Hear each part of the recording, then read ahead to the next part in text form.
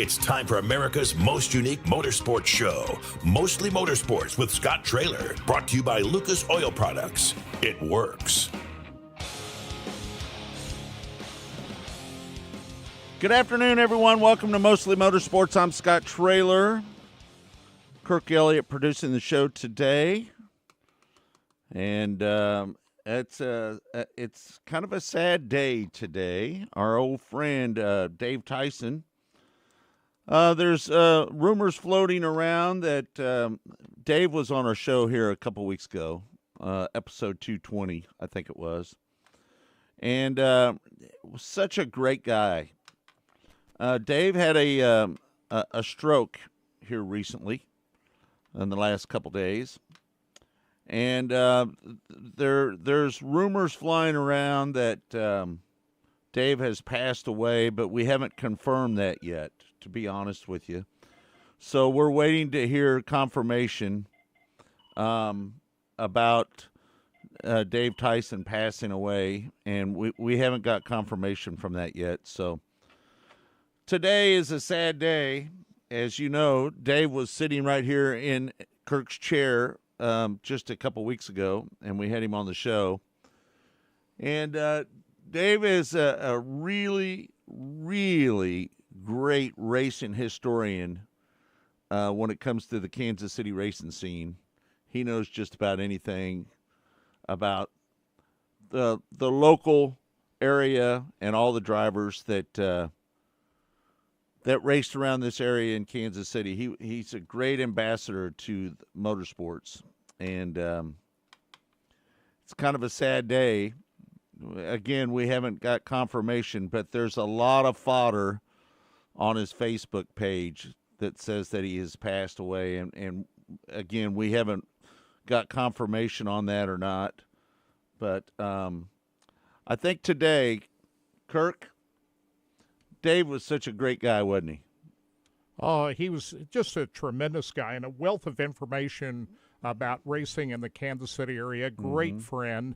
And, my prayers are going out to he and his family here. And Dave, was suffering that stroke. I hope he can pull through. And, we read those Facebook messages this morning. But, again, I spoke with Ray Cunningham last night, and then again this morning. He's not confirmed anything with the family yet, so until we get that kind of confirmation, we're not just going to come out and say it. But there's posts all over the place on Facebook, and I certainly hope it's not true. I hope he pulls through. There's a new post up there on his Facebook page, and it is with Dave Tyson and his son Charlie Tyson, and so I'm as much as I hate to say it, I believe that there's some truth into his passing. Yeah, when you see that on Dave's own Facebook page, there's a lot of fodder going on right now on his boy. page. Just a ton of it right now. Yeah, we're just heartbroken over this, Scott. It's just kind of hard to do a show after hearing that news this morning. So Kirk and I have decided today, originally we have Steve Post on today, but I think what we're going to do today, I think in honor of Dave Tyson, again, who was in here on episode 220 with us, I think what we're going to do is we're going to replay that show today. Don't you think that would be a great honor to Dave, Kurt? Yeah, I think so. It was a great show, and it was just 2 weeks ago, Scott. Right. I mean, just hard to believe it. And Dave was always a huge supporter of the Racing Boys. He always, to be honest with you, Dave was attempting to get Kirk and I into the Central Auto Racing Boosters Hall of Fame. He's always supported Kirk and I. He was just a great guy. Just a great guy. And I think that's what we'll do today, Kirk. I think what we'll do is we'll just get right into it and play that show. What do you think? You want to do that? Yeah, let's do it. And that way, hopefully, we'll, if there's any further information before the end of the show, we can come on at the end of this. But definitely a show worth listening to. if we get confirmation between now and the end of the show, we'll definitely put that out there and let you know if Dave has passed away. So, but it doesn't look good, to be honest with you. Not very good. So this is the show that we did on, what was it, Kirk? This was November 17th. November 17th, 2022. Dave Tyson joined us on Mostly Motorsports, and this is that show that we aired that day here on Mostly Motorsports. Today is a special day. We're going to talk old-timers today. And we've brought in our friend Dave Tyson, who's going to be hanging out with us today, talking about his travels up and down the road with a lot of the legendary sprint car drivers that have been going to Knoxville for a long, long time. And you've been all over the country, Dave. Appreciate you coming in today, bud. How you doing? I'm doing great. Thanks for having me. Yeah. So how's things been going with you? Pretty good. Yeah. Trying to keep the furnace running and yeah. What the furnace? So today is a very chilly day in Kansas City. yes, and I have an old 1915 home in the Harry S. Truman 1915. 1915 in the Harry S. Truman National Historic District. Over in Independence. Yep, Yeah. in Independence, right off of the square. How close are you to the Truman House? I'm less than a block from the Truman home, and when I was a little boy, my house was on Harry Truman's walking path. Did you ever see Harry S. Truman? Did I see him? He would stop at my house, and I would run over, and he would shake my hand and say, "Good morning, young man. How are you today?" And my mom would come running out and greet him as Mr. President. Right. And I went to his funeral, and we had neighbors that were friends of the Trumans and would take them fruits and vegetables in fruit baskets, and they would make visits to each other. Let me ask you this question, Dave. Back in those days, did they have a lot of security around Harry S. Truman when he was walking around the neighborhood? Yes and no.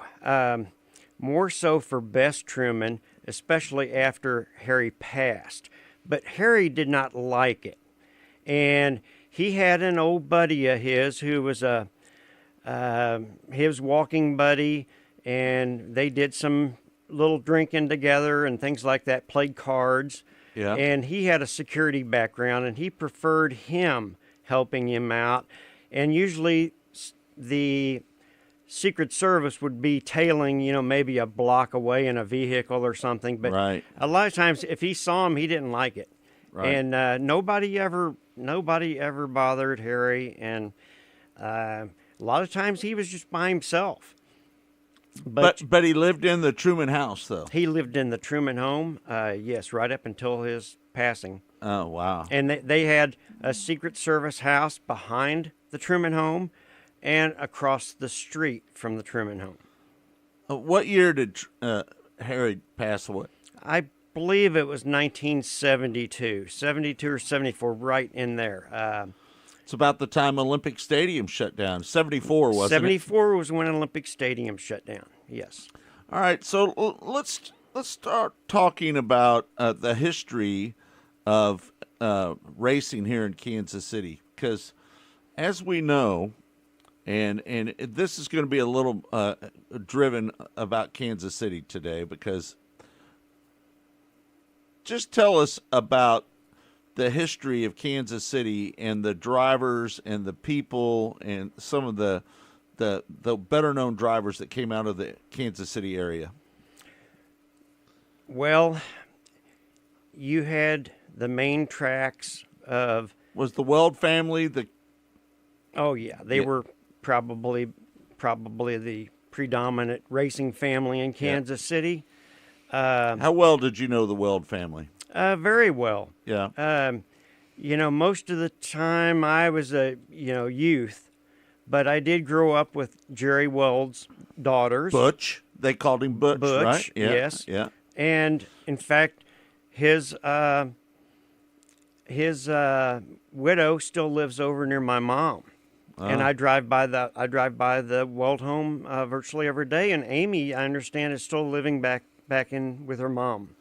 Do you remember when Vernon Pittman sponsored Jerry back in the day? Well, I would have known the car, but I didn't. Had at a the little time. moving van on top of his Yes. sprint car. Do you remember that? Uh-huh. Yeah. So I don't know if you know this, but my mom dated Vernon Pittman off and on for 16 years. Yes, I've heard you mention that. And Vernon Pittman was very, very close to me.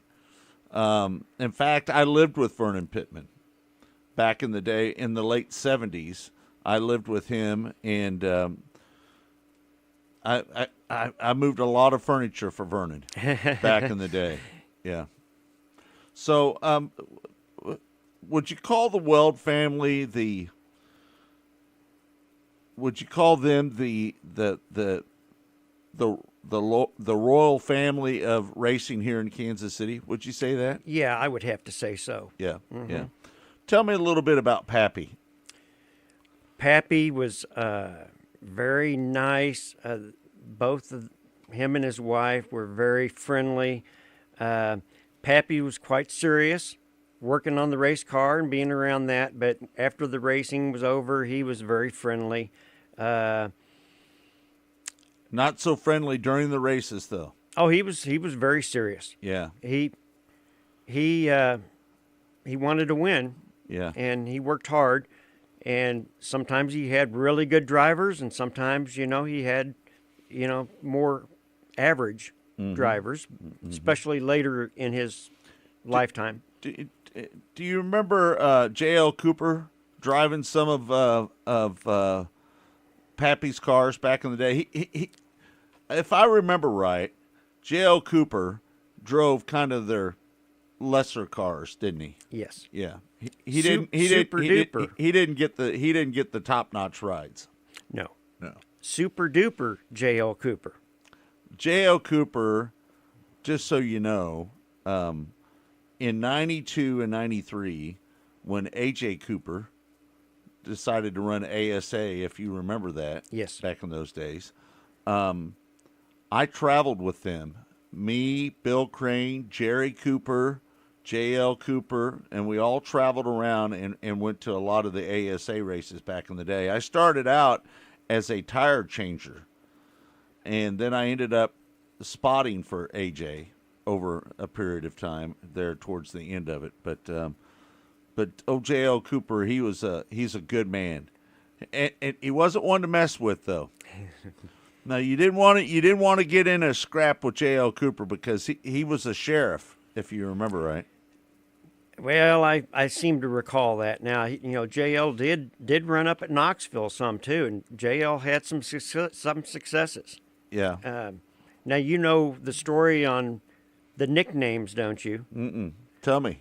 Well, a lot of those came from Olympic Stadium, and Fred Broski gave nicknames to drivers. Like Bill Curtis would go hand candy out to the kids.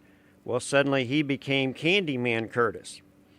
And Super Duper J.L. Cooper, Fred Broski, the announcer and the former great weatherman here in Kansas City, would give nicknames to the drivers. Fred Broski is one of the best, isn't he? Awesome. And he's done a lot for our Kansas City Auto Racing Hall of Fame and Museum, the Yeah. Carb Hall of Fame and Museum. So, do you have one of these books? I certainly do. And if you notice, the sunshine, the sun right there, that is a Fred Broski's signature right there, that sunshine. I have a couple of those that Fred gave me. Yeah. And you want to know something else? Uh, Fred has sold those and his book, and he's made contributions to our Hall of Fame and Museum. Yeah, Fred, a really good guy, and every time I run into him, he's such a good guy, man. Do you remember the day of Bowling for Dollars? Bowling for Dollars, one of the most popular shows, at least around Kansas City. It was, wasn't it? It was. Yeah. Everybody loved watching that. You know, do you remember Mickey Finn? Yes. Mickey Finn that owned the North Kansas City Bowling Alley? Yes. Yeah. Uh-huh. So, Been there a few times. just so you know, my mom dated Mickey Finn Okay. back in the day. In fact, Mickey Finn was the love of my mom's life. She always told me that Mickey Finn was the love of her life. Now, I drove by there the other day. Wasn't that Finnegan's? Finnegan's Hall. Finnegan's Hall, It's yes. all shut down now, isn't Shut it? down, yeah. It's just sitting there going to waste, isn't it? I met me and a buddy of mine went over to the last day of Smoking Guns Barbecue, and we drove right by there, and we discussed that a little bit. Yeah. Well, Mickey Finn, he was a supporter of carb because we did a lot of functions down there at the North Kansas City Bowling Alley, didn't we? We Yes. did the carb Banquets. bowl-a-thon. Bowl-a-thons. The banquets were over at Finnegan's Hall. It was a great venue for those events. And across the street would be the gathering and the show for the parade, the car show, which a lot of the racers brought their cars down, and that was across in the parking lot across from Finnegan's. Yeah, the Carbon. Yeah. They call it the Clyde Ellis Carbon now, right? Yes. Yeah. Clyde Ellis was a great supporter of local racing. Was there anybody else that you can think of that was in a category of Clyde Ellis when it came to giving back to the motorsports community? Because Clyde, he invested a lot of his own money, and at one time Clyde told me he said he invested nearly $1 million into Lakeside Speedway and never got a penny back out of it. Yeah, I can't really think of anybody right off the top of my head. Yeah. But he'll be missed. He is. Clyde Ellis was one of the great guys in motorsports. Oh, and like you say, he's done so much for the racing community and for so many people and organizations. Yeah. What about some of the other drivers that let's get into some of the stories about who'd you travel with up and down the road? Did you travel with Jerry when? No. Now this is going to bring some memories to you, but you know Marty Brighton. Right. Yeah. Okay, well his dad was a very well-known mechanic named Bones Brighton, and he was the main guy at Nance Speed Equipment when I met him, and I was maybe 14 years old, and it was the first time Sammy Swindell came up in this area, and it was out at Topeka. And I'm out there in the afternoon messing around on the track, checking the track out, the moisture and everything. And Bones Brighton comes over to me and got to talking with me. And a couple of years later, I ended up helping him out, just gopher type stuff. And he had Lee James. He was working for Lee James, the James Gang, on the World of Outlaw Tour. Yeah. Joe McCarthy, his little buddy from back in El Paso, who has ended up marrying Gina DeCroce, DeCroce Speed Shop out in Denver. And Joe is still out there, but I helped Joe out. Bones also was the main mechanic, the lone mechanic for Kenny Schrader when Kenny had both his dirt late model stock car and his sprint car. And then Bones ended up going to Indianapolis, and he was a key member of the Gordon Johncock race team, and they won the 1982 Indy 500. And I was working, still helping out Joe McCarthy, and he was running quite a few World of Outlaw shows, and we were back at Eldora for the Eldora Nationals, and I believe Joe got 8th in that. And I hadn't seen Bones for a while, and he showed up and he helped us out. And just in that short period of time, it was amazing the stuff that he learned that had adapted to sprint car technology, because he'd been to Indy cars for a couple of years. And he brought me a couple of photos of Gordon Johncock and the Indy 500 winning team there in 1982. and I have those in my room. You still do? I still do. One of them is the whole team, and one of them is the car in Gordon there in front of the bricks. Yeah. Who would you consider the best driver to come out of the Kansas City area? Can you put your finger on one driver that stands out over the rest? Yeah, yes, I can. Yeah, who would that be? Danny the Dude Lazowski.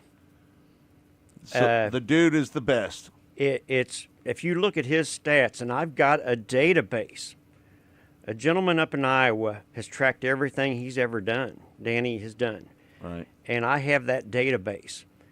And it's impressive. Every race he's ever ran, all the wins, all the World of Outlaw wins, World of Outlaw championships, Knoxville National championships, Knoxville Raceway Point championships, an IROC win.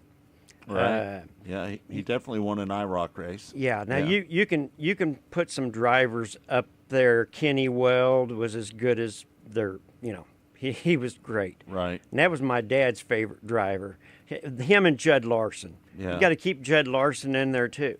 How about Ray Lee? Ray Lee was great. We actually were very close with the good ones because Alice, Ray Lee's wife, was a school teacher. Yeah. My mom and dad were both school teachers. So they all hit it off. And I'd been to a couple of hospitals visiting Ray Lee, after bad wrecks that he had. One was down in Sedalia and one was at Knoxville. Oh, wow. There were so many good drivers that Virgil Chapman, Howard House. Just talks about some of the other drivers that were really talented drivers in this area. Junior Hauer, oh my goodness, Greg Weld. I mean, multiple Indy 500 races he was involved with. USAC champion. Was Greg underestimated as a driver? You think? I don't think so. I don't think he was. I think he's been given the proper credit. Who was the better of the boys, the Weld boys? Who was the best of the bunch? Well, I would say Kenny. I would say the best driver was Kenny. Yeah. And probably they would all say that. They said probably the most well-rounded was probably Jerry. They said he was a mechanical whiz. He was a good driver, not a great driver, a good driver. And they really offered a lot of praise for his ability to promote racing as a promoter. Yeah. Greg was just well-rounded in, a lot of racing. Yeah. Well, why don't we do this? Let's take a break real quick, and then we'll come back and we'll talk a little bit more about the history of racing in this area. Somebody brings up, Steve just brought up Tiger Bob Williams. We'll talk about him in a little bit too, Sure as can. well. And we'll talk about that and more right here on Mostly Motorsports. It's all brought to you by Lucas Oil Products. It works. We'll be right back. Stay tuned.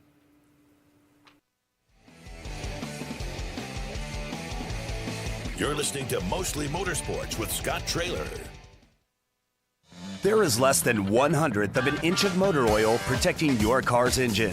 Friction and heat causes engine oil to experience thermal breakdown, weakening its ability to protect the engine and its parts. Lucas Heavy Duty Oil Stabilizer is specially formulated to resist thermal breakdown, protect vital engine parts, and extend the life of your engine. It also stops smoking, knocking, and oil consumption in worn engines. Lucas Heavy Duty Oil Stabilizer. Keep that engine alive. Go harder, faster, stronger with Rod End Supply. Whether you are running industrial, farming equipment, or a race car, Rod End Supply has the assortment of rod ends, radius rods, and specialty products that will help you lead the field in performance. Our superior design means our rod ends last longer and perform better, giving you the edge on the track and saving you money. Contact Rod End Supply or order online today at rodendsupply.com. We don't just sell them, we race them. rodendsupply.com. Serving the racing community for over 30 years. Next to your vehicle's engine, your transmission is the most important component of your car. If it's not properly maintained, your car may not shift properly. By adding Lucas Transmission Fix to your transmission, it cleans and lubricates sticking valves for proper shifting, renews worn bands to stop slipping, stops seal leaks, will not void new car warranties, contains no harmful solvents. Lucas Transmission Fix. It works.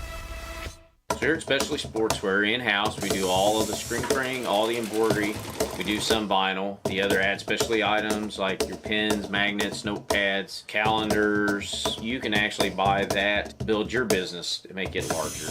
We have the largest screen printing process and the largest embroidery anywhere around in the area. We can do stuff all the way from your school clubs to sports teams, a professional look in the office. If you can imagine it, we can do it for you.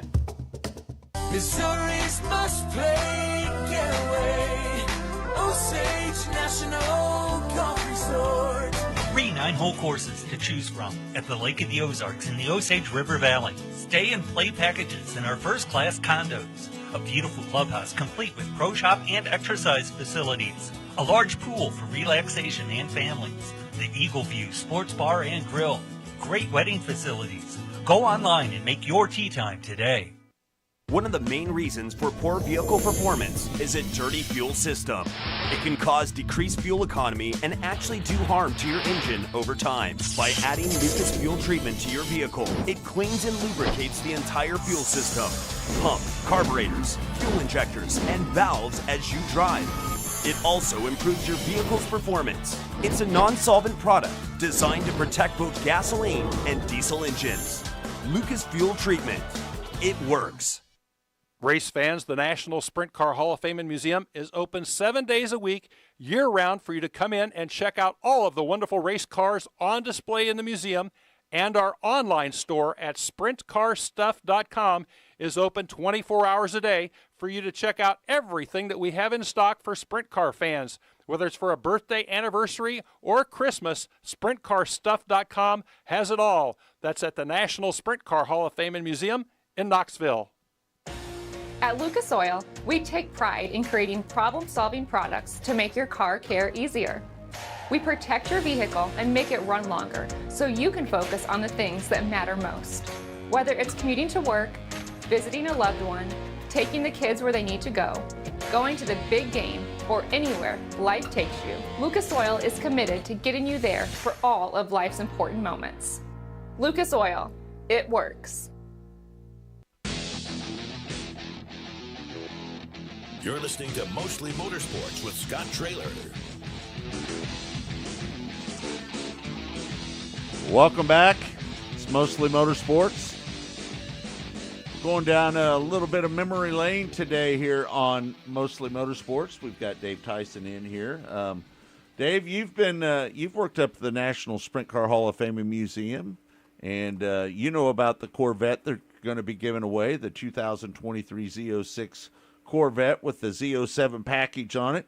That's a beautiful car, isn't it? I've got some photos on my phone I took. Yeah, yeah. You know where they staged that at? They're in the lobby. Right. You just walk up the stairs to the first landing, and you can get you some great photos. Looking down on it. Mm-hmm. Right, yeah. So anyway, they're going to give you $25,000 in cash, and they're going to be giving away this Corvette on August 19th, 2023.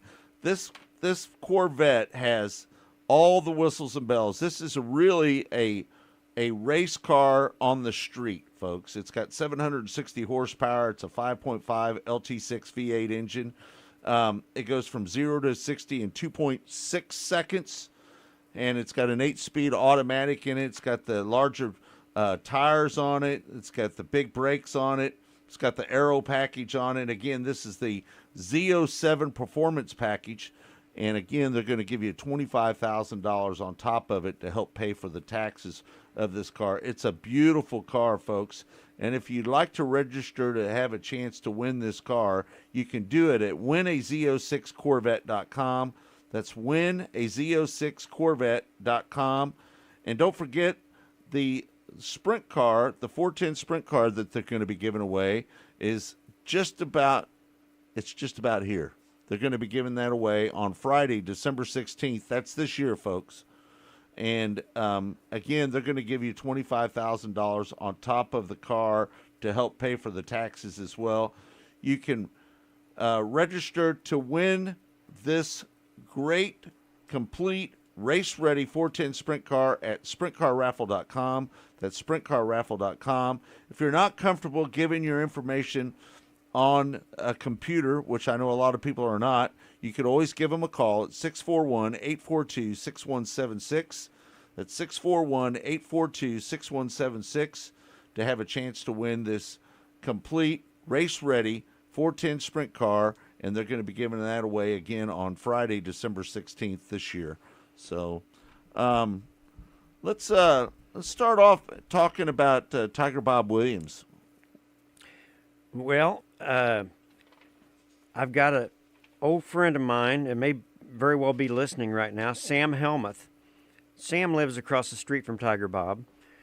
I went over to deliver something to Sam here recently and walked in, and they said, hey, he's back there in the patio. I went back there, and there's Tiger Bob.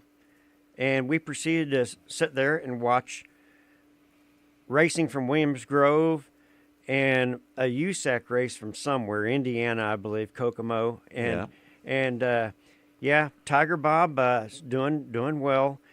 Still getting around, and he goes to a couple, 2 or 3 races. I know every year. I see him. He likes Sedalia, and I see him down there. But yeah, he's doing pretty well. My mom did the write-up for Tiger Bob to get into the Knoxville Raceway Hall of Fame. Oh, really? Wow. Tiger Bob, talk about him as a driver. Well, outstanding driver. Of course, he lost his brother the one year at Topeka, Kenny Williams. And Tiger Bob Was Kenny Williams a good race car driver? Yes, he was. Yeah. Tiger Bob would tell you he was probably better than him. Oh, really? Yes. And Kenny lost his life out at Topeka at the state fairgrounds.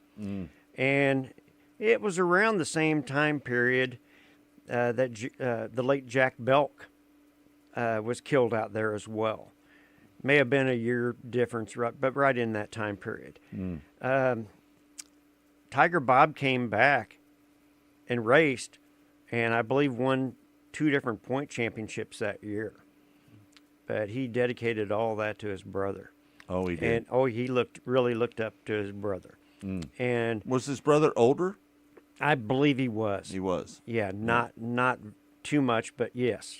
And 1969, and you know the Jack Cunningham car. Right.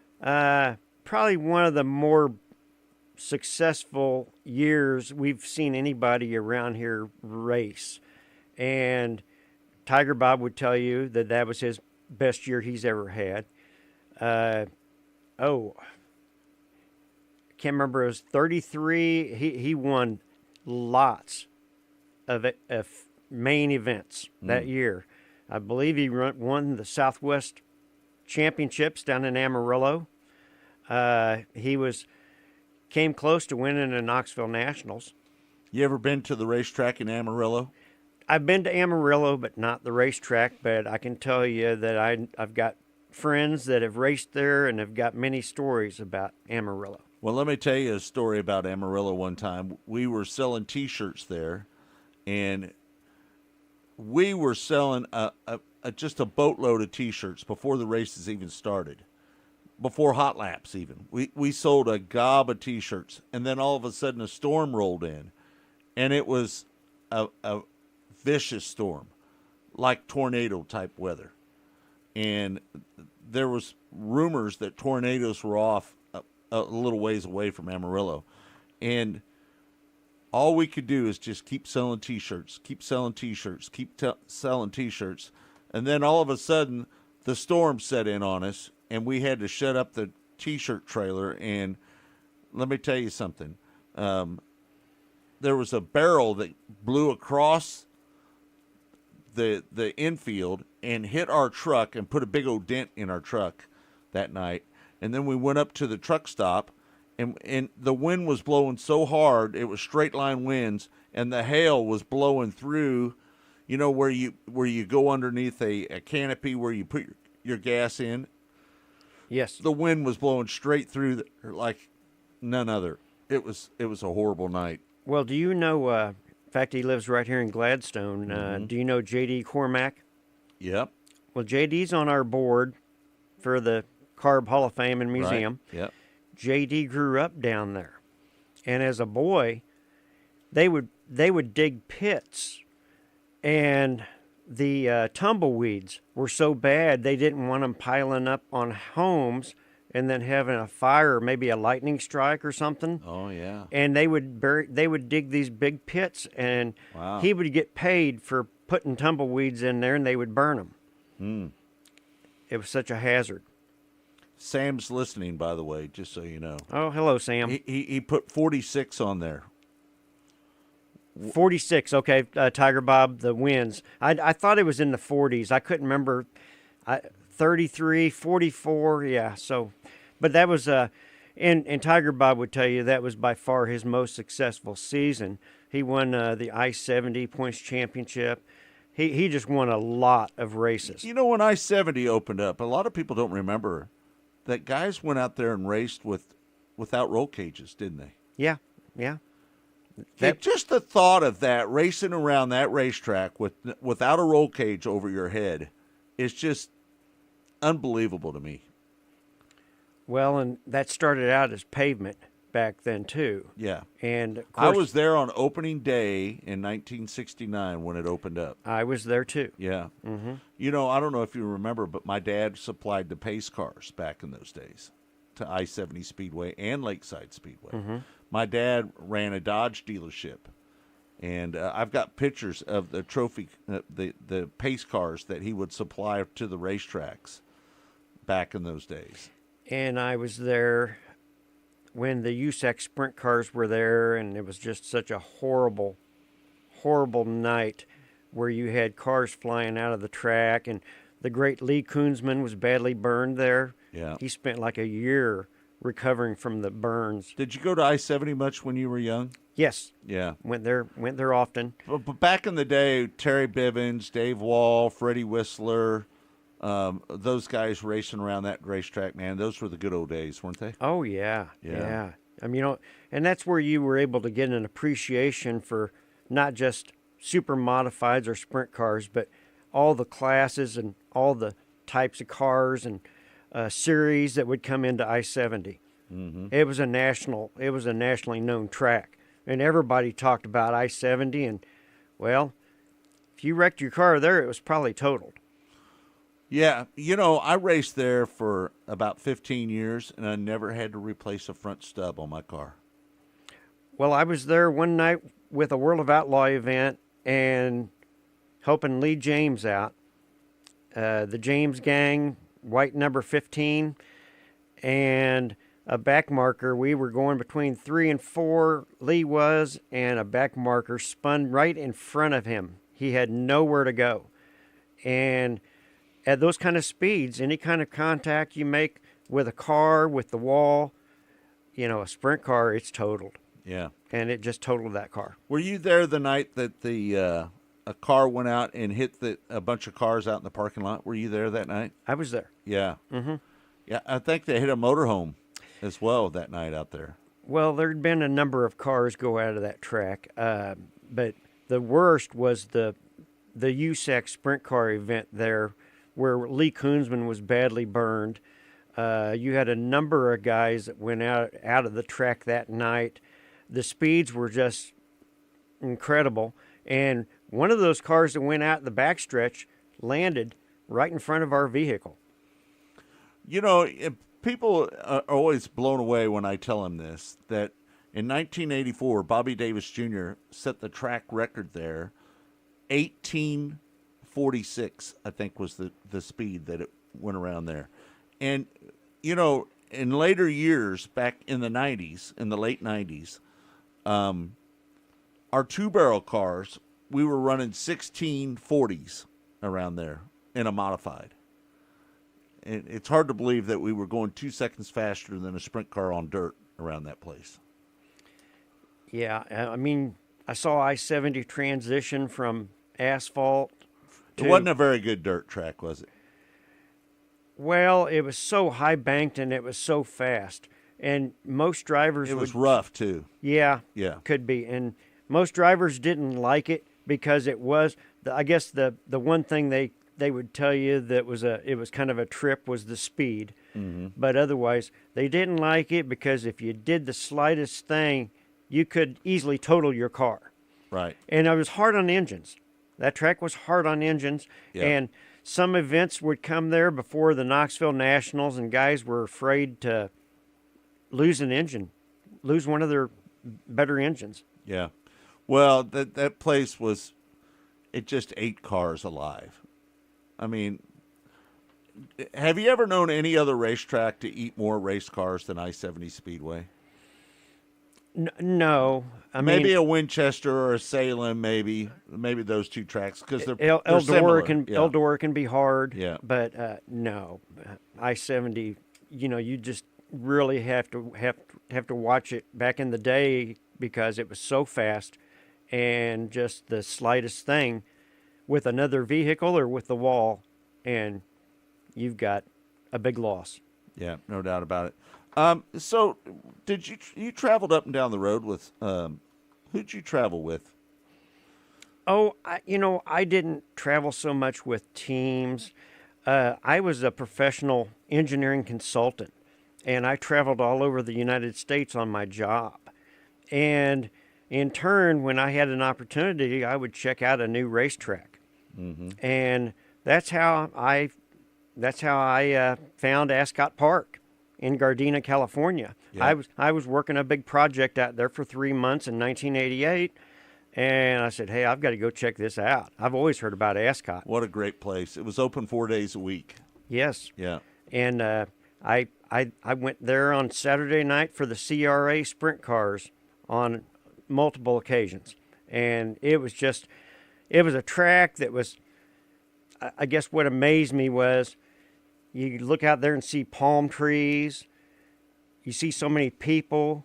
You see these great drivers that you'd always read about. Right. Dean Thompson, Jimmy Oskey. Right. On and on and on. And Jimmy's still around, too. Oh, Jimmy, yeah. Yeah. We hung out some up at Knoxville this year. He comes back. He's always with Shane, isn't he? Shane Carson, yeah. That's buddy. And that's my best story I can tell you about Ascot Park. Tell us. Our old buddy Shane Carson, and I tease him about this, but we got a character here in Kansas City named Leroy Bedingfield. Leroy worked for a big airlines in Kansas City, and he had the opportunity to travel when he wanted to. Well, he just thought the greatest place was Ascot Park.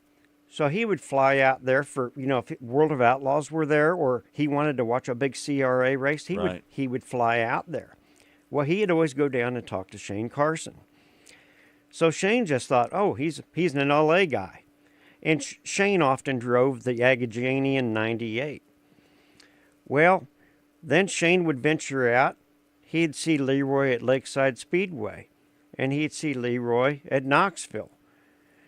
And it came a period of time that he found out, Leroy actually lived in Kansas City. Yeah, he didn't live in L.A. He didn't live in L.A. Right. And so I still tease Shane about that. And old Leroy, when he comes to, he's a non-wing guy, and he'll come to a race and he'll wear an old hat and it's got a non-wing sprint car on it. Yeah. Shane was pretty damn good racer, wasn't he? Yes, he was. Yeah. Yeah. What's your best memory of Shane Carson racing? Oh, I think it would have to be with the Bob Trossel car. He had a lot of success with that. Of course, he went out and won, that high-dollar event at Eldora in the Nichols car that time. Mm-hmm. Shane was pretty fearless, wasn't he? Yeah, yes, he was. Mm-hmm. Really a good guy. Still a great guy. Him and his wife, yes. Mm-hmm. Really a good guy. He does so much for racing, and he helps out the National Sprint Car Hall of Fame so much. He organizes all those drivers to come in and do autographs during the Nationals. Mm-hmm. of good memories of Shane. I mean, I saw Shane drive so much Eldora, Lawton, Oklahoma, OKC, and of course his father promoted Oklahoma City there for so long. That was a shame when the fairgrounds, they closed that racetrack. Yes, I really enjoyed opportunities to go there, see the big cars, the 100-inch super modifieds, right? World of Outlaws. Yeah, I was there on a number of occasions. We went down there. Yeah. What about somebody like a Virgil Chapman? Tell me a little bit about Virgil. Well, I just know of his attributes. I didn't remember Virgil very well. I mean, I was a little before your time. A little before my time. Now I would have. I know I would have seen him race at Olympic and stuff. Great guy. Yeah, Junior Hauer's kind of the same way. Yeah. What about Junior? You got a story about Junior Hauer? Yes. My favorite story involves Speedy Bill Smith. And Speedy Bill Smith has a carburetor up in his museum. And he's got the story on there about it. And was that the one that was underneath the intake manifold? Yeah, it was the one that it was hidden, and it was a double barrel carburetor. And that's back when you could have like a single barrel, and it was a tricked out carburetor. And he always knew he came down to win at Olympic Stadium, and in the 4X car. Yes, and he had heard about this Junior Hauer, and so he came down and he wanted to beat Junior Hauer. Well, Junior Hauer won, and Speedy Bill says, "Well, he's got to be cheating. I don't know how he's doing it, but he's got to be cheating." Well, one day he got a call from old Freddie Vance from Independence. Oh, late Freddie Vance. Man, I know it. Freddie was such a good guy. I loved Freddie. And Freddie says, "Hey, Bill." He says, Vance Wings back in the day. Vance Wings. Right. And Freddie told Bill, he says, "Hey, Bill, I found out how Junior Hauer was beating you. And I found the carburetor. And I've got it." And he said, "Well, hey, can I have that?" And he said, "Sure." And it's in his museum It's now. in his museum, yeah. It's red, and it tells on there what makes it illegal, But yeah, it's a good story. But wasn't it underneath the intake manifold? I believe it was somewhere there. It was. Yeah, it was. It was hidden. It was hidden. Yeah. Speedy Bill, man, they broke the mold when Speedy Bill was born. He was such a good guy. Him and his wife both were just really, really good people. Yeah. And I got to know Speedy Bill.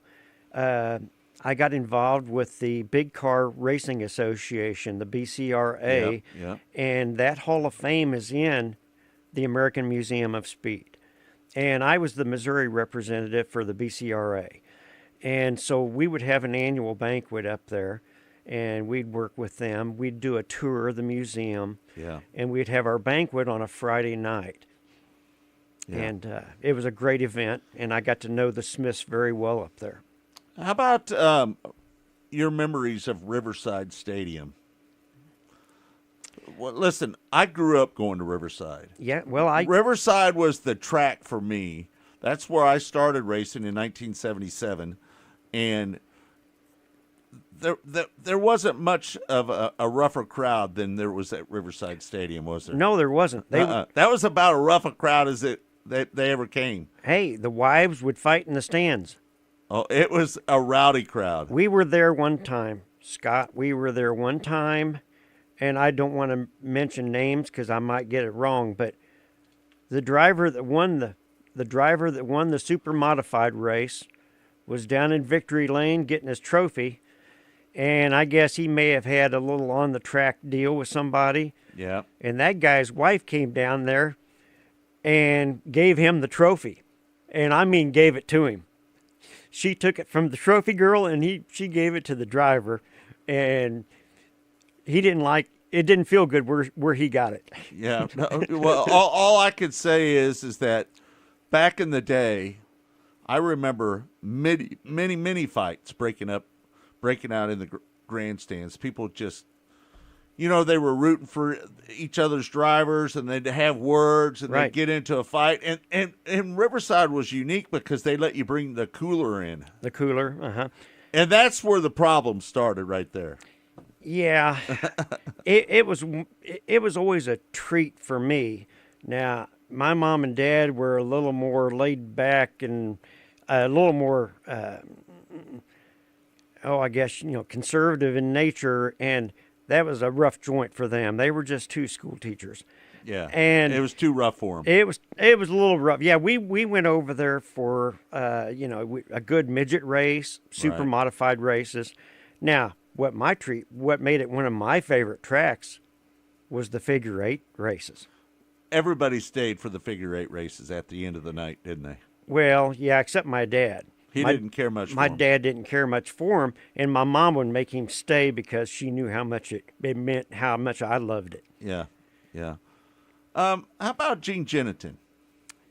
Well, I'm good friends with Nina. I'm good friends with Steve, Ayrton's dad. Yeah. We kind of grew up together around the tracks. Me and him and Alan Wright, Roger Wright's son. Yeah. And Alan just lived a few blocks from me, and his sister was in my high school class. We all kind of hung around at the tracks together.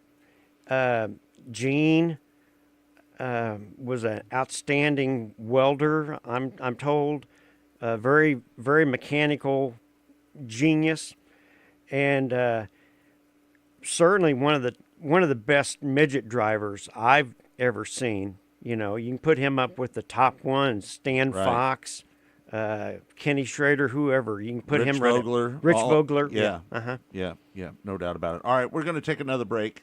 When we come back, we'll wrap up the show, and we'll talk about whatever you want to talk about. When we come back, you're watching Mostly Motorsports. It's all brought to you by Lucas Oil Products. It works. We'll be right back with more with Dave Tyson here on Mostly Motorsports.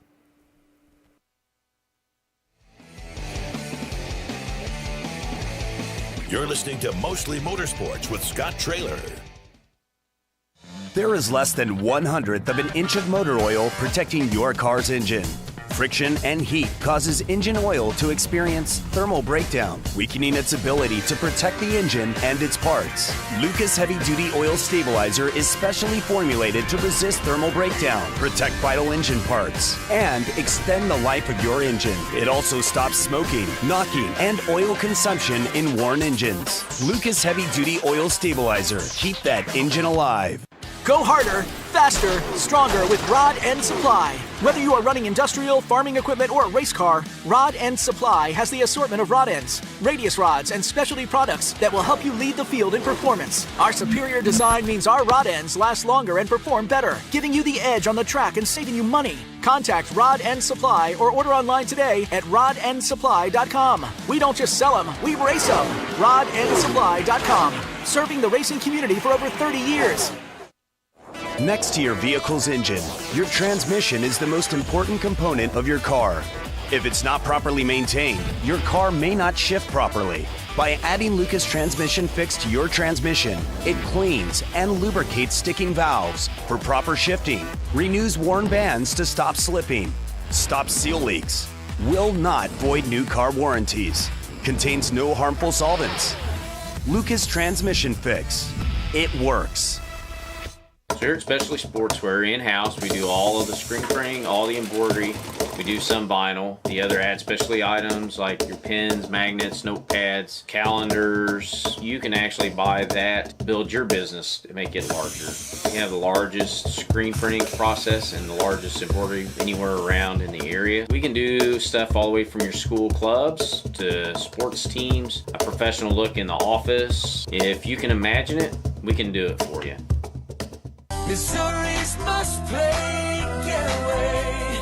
Osage National Golf Resort.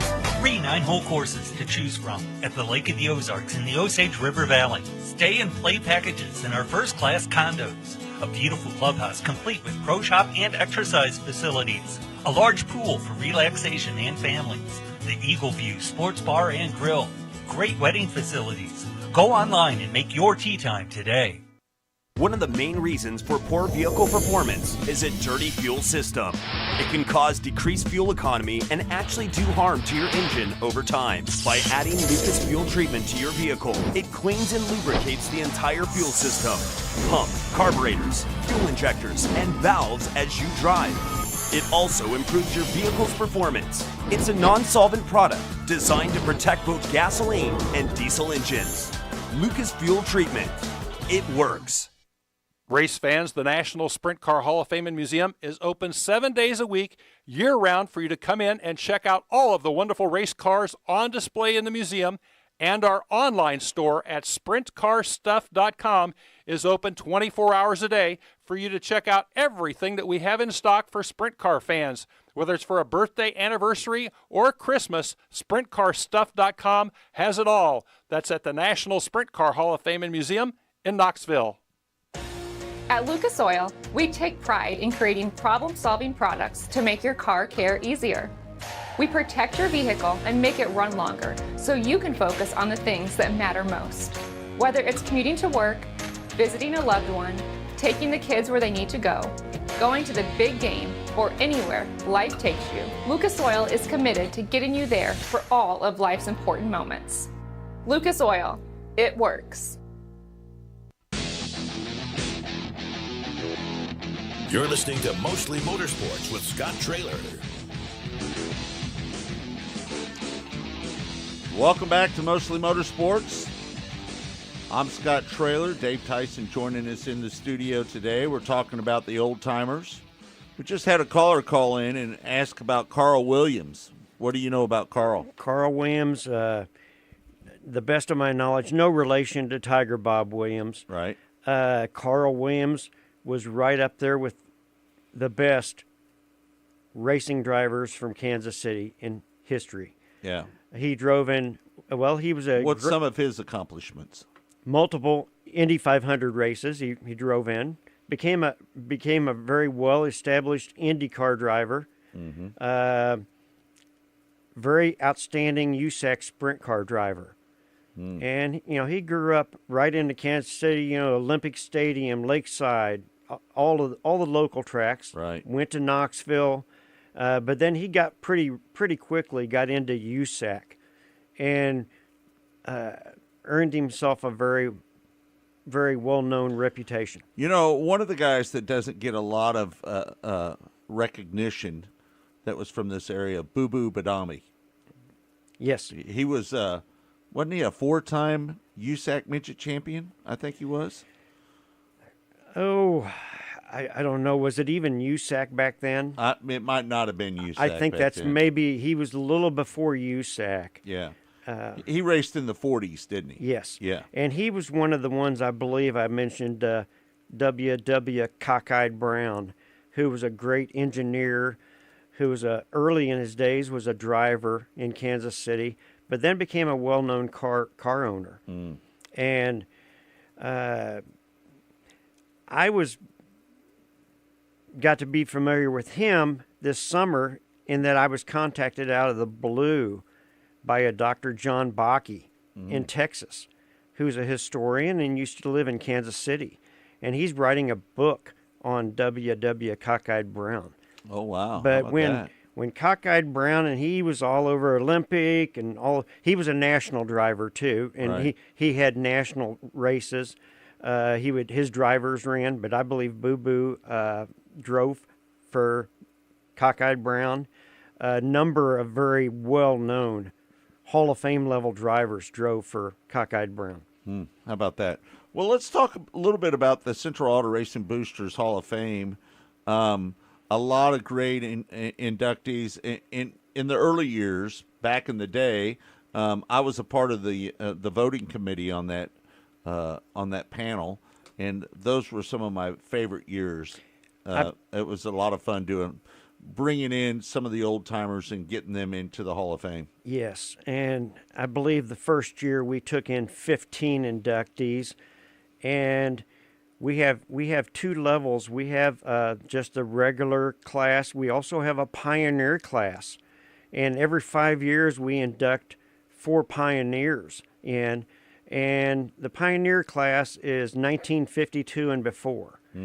And I enjoy doing research on drivers, mechanics, car builders, back in the early days, and trying to make sure that we don't forget somebody. Right.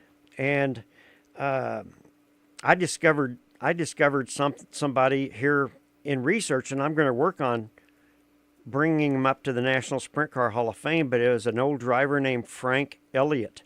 Frank was from Meyerville, Missouri, which is just up northeast of here. Yeah. And Frank was one of the great board track drivers. He had numerous track records, numerous board wins. That was dangerous stuff back in those days, wasn't it? Yes, it was. Yeah. That's where a lot of times there was a driver killed almost every race. Right. Well, Frank Elliott not only was an outstanding driver, he drove for Harry Miller. And then he became one of the closest friends with Harry Miller. And he helped, and Frank Elliott was kind of a mechanical genius. And he worked with Harry Miller and the race team even after he got out of the car. And he was the crew chief on, I know, at least one Indy 500 winner back in the day. How about that? Did you go to down to Marshall, and did you go to Sedalia quite a bit when you were young? Yes. I went to Marshall, started out Sportsman Speedway, later known as Saline County Speedway. Right. And I even went to college one year down in Marshall. Oh, wow. Played basketball and ran track at Missouri Valley College there in Marshall.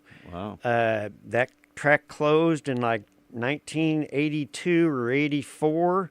And I was going, 84, I believe, and I was going up there right to the end. I won a demolition derby there in 1981. Back in the day. Oh, yeah. They had great events and great concessions. Maybe the best food I've ever had at a racetrack. Yeah.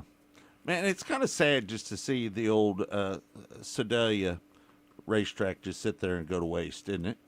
Yes, it is. I've got some numbers, and I didn't write them down, but I can tell you they have to pay $6,800 to lease the facility.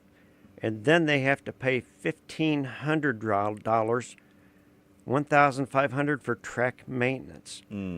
Well, then you look at all the other things that you may have to take care of as a track promoter. Right. Insurance, your help. Yeah. And you don't get the concessions. Right. The state of Missouri has a separate contract for running concessions there. So if they would give up the concessions to one of the promoters to run that place, I think they could run it weekly, couldn't they? I think you could. Yeah. But I've actually put pen to paper, and for a normal show, I don't think you can charge more than $15. And I have figured up that you would have to sell at least 700 tickets to start getting in the area ballpark of breaking even. Breaking even. Yeah.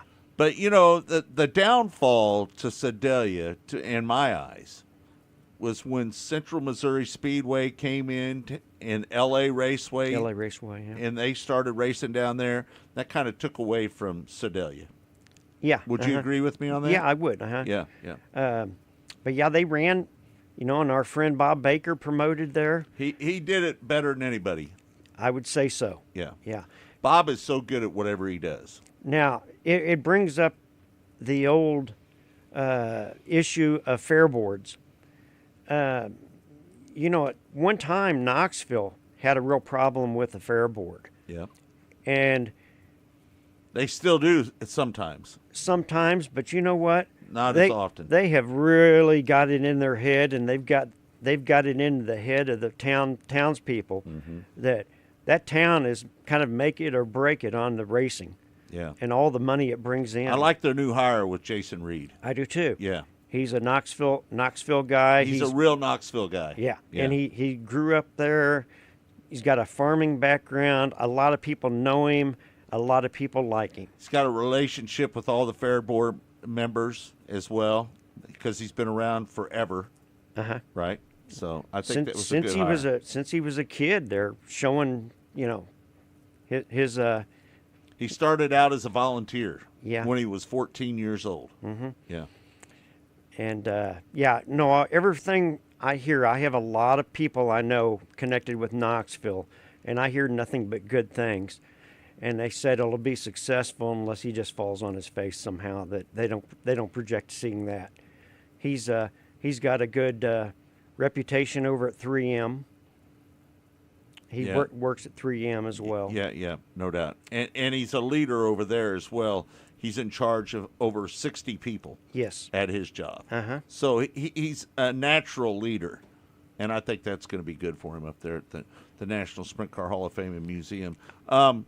Let's talk a little bit and talk about the museum that they have over there for the Central Auto Racing Boosters, the Hall of Fame. Well, we are located in the Kansas City Automotive Museum at 15095 West 116th Street in Olathe, Kansas. And we're in the southwest corner of the museum. And the museum people say that our CARB Hall of Fame museum is, our section of the museum is probably the most popular, that the people that come through there spend the most time in the racing exhibits. And we have two cars in there right now. We have one of Ray Boyle's, Ray and the late Sandy Boyle's, one of their midgets is in there, number 7. And then we have the custom motive special. Ray's such a good guy. Oh, he's great. Yeah. I go over and periodically sit down and chat with him to stay up, and he's doing well. He's kind of getting over the loss of Sandy, but he knows she's in a better place. Right. But yeah, we have another one, is a old 1948 non-caged sprint car that raced AAA, IMCA, and USAC. And it's called the Custom Motive Special, and it's owned by Dennis Bell of Richmond, Missouri. And I ran across him. It actually has raced vintage races too, and it is in there, and it's just a beautiful car. Yeah. And I also might mention that one of our board members on the CARB Hall of Fame is Brian Jackson, and one of his cars right now is being featured in the National Sprint Car Hall of Fame and Museum. It's the old John Lane, well, it's the Wes Farron was the driver, and it's a John Lane restored number 3 Sprinter, non-caged, and it's black with gold trim, and has Lane Machine Works on it. How about, I think I saw Bobby Lane pull out his old modified out of the weeds the other day. Did you see that? Yeah, I believe I did. You know, and Bobby, I think, has announced his retirement. Is he going to retire? He's going to retire. Yeah. He had a... He's been doing it a long time. Well, and he really got his bell rung down at Lake Ozark when he hit the wall down there. Yeah. He got his bell rung pretty bad driving for Ron Wheeler at Lakeside Speedway. Flipped out there one time in a modified. Well, Bobby has raced so long that you're going to have some of those. Right, yeah. But he's raced everything. Yeah. And, yeah, he's been running a 1200 lately. Uh-huh. Yeah. He's still successful, but I think he's wanting to make sure he stays upright. Yeah, right. I don't blame him. Bobby has to be what? How old is he now? He's 60-something. Yeah, because he's raced over 50 years. Yeah, no doubt. Well, listen, again, tell everybody the address, again, where the Central Auto Racing Boosters Hall of Fame is. Yes, we're located in the Kansas City Automotive Museum, which is at 15095 West 106th Street in Olathe, Kansas. And you would almost think it was Lenexa. It's right on the frontage road there when you first come into Lenexa. Yep. And you get off there at like 119th Street. You turn left and go over the bridge, and you take the first frontage road left. And just go down to 106th Street. It's like 3 blocks, and you'll see it. It's a big building, Kansas City Automotive Museum. So what is your fondest memory of anything that you did in motorsports? Well, I guess it would probably be 2 things, probably. All the travels. I've been to I know 26 states at least that I've seen racing. I saw a race in Alaska. Oh, wow. How about that? I was working up there. I saw a sprint car race, Soldotna, Alaska. And I've been to over half the states to see racing, and I never drove. So that's one of them. The other thing is just working with the Carb Hall of Fame and Museum and trying to get people into the Hall of Fame that are deserving. Mm-hmm. Yeah. There's a lot of well-deserved people that need to be in there. Drivers, owners, mechanics, builders, flagmen, photographers. There's so many that have done so much. Right, no doubt about it. Well, Dave, we really appreciate you taking the time to join us here on Mostly Motorsports today. All right, there you have it. Dave Tyson. I'm pretty sure that we've lost Dave. I hate to say that without confirmation from a family, but pretty sure that Dave Tyson has passed away. What a great racing historian. Just knew so much about the Kansas City area and the community of racing here. Kirk, it's not much fun when you have to talk about losing a friend. And Dave Tyson was a great guy and a great ambassador to motorsports, wasn't he? Oh, yeah. I mean, it's just, and boy, we feel blessed to have done that show. You did a great job with Dave, and what a tribute to him to hear all those stories that Dave's long experience of going to races all over the country. Well, unfortunately, we hate to share the news that,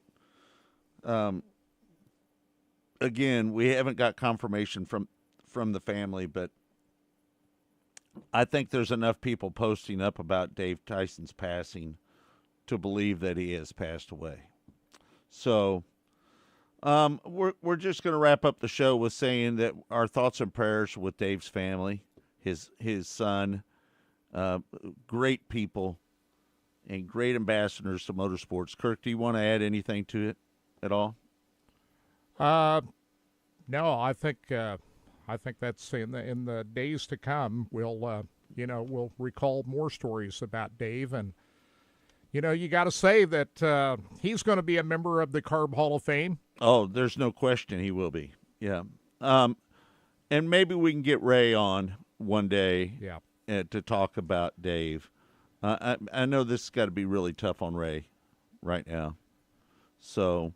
Yeah, and I had such a great time of hanging out with Dave at the races. Yeah. Went to a few, sat with him at a few races this past season.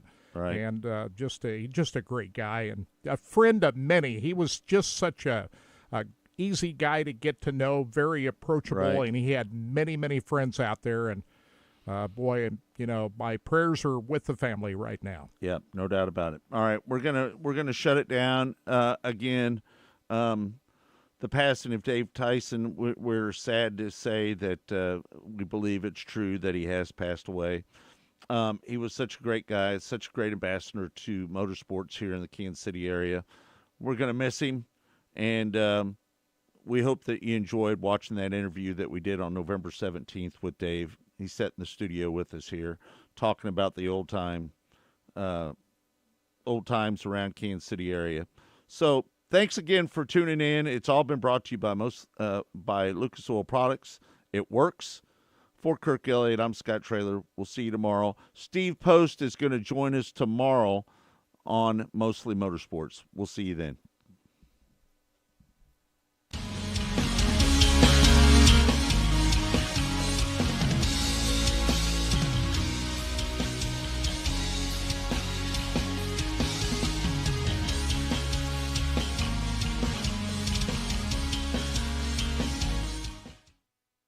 One of the main reasons for poor vehicle performance is a dirty fuel system.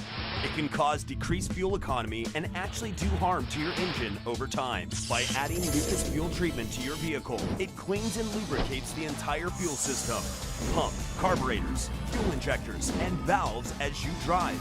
It also improves your vehicle's performance. It's a non-solvent product designed to protect both gasoline and diesel engines. Lucas Fuel Treatment.